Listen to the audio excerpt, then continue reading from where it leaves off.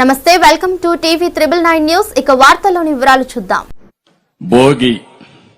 భోగభాగ్యాలు తీసుకురావాలని ప్రార్థిస్తాం. ఇప్పుడే మేమందరం కూడా ఇక్కడ భోగేశాం. అన్ని ఒకటి రెండు కాదు, పాత వస్తువులను భోగి రోజున మంటలేస్తా. చిన్నప్పుడు కూడా చూసేవాడిని నేను.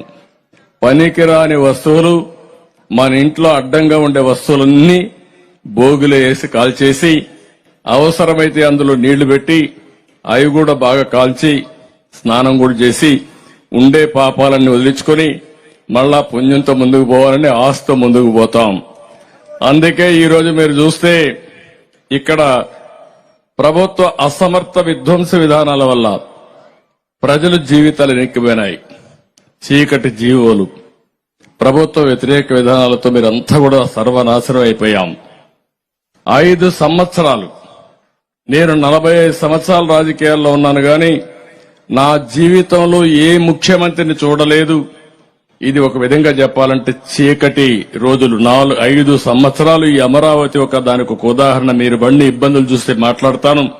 మీరు బండి ఇబ్బందులైతే పగవాడికి కూడా రాకూడదు, అన్ని ఇబ్బందులు పడ్డారు.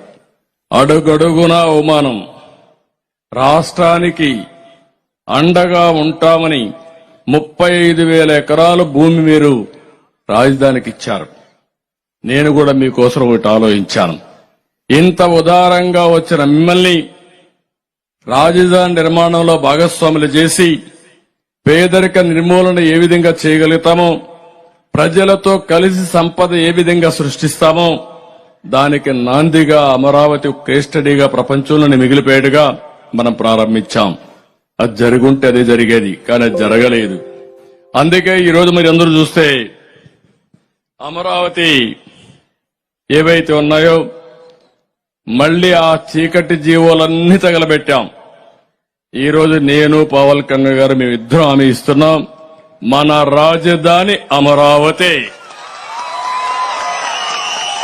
ఇది ఆంధ్రప్రదేశ్ కి సస్యశ్యామలం చేయడానికి, ఆంధ్రప్రదేశ్ కి అన్ని విధాల ప్రజా రాజధానిగా, ఉపాధి అవకాశాలు గాని, ఇంకో పక్క సంపద సృష్టించే కేంద్రం గాని, ఇక్కడి నుంచే ప్రజలకు మళ్లా సంక్షేమ కార్యక్రమాలు అందించే విధంగా పేదల పరిపాలన ఇక్కడి నుంచే ప్రారంభం అవుతుంది. దాని గురించి మీకు అనుమానమే అవసరం లేదు. మరిన్ని వివరాల కోసం చూస్తూనే ఉండండి టీవీ 999 న్యూస్.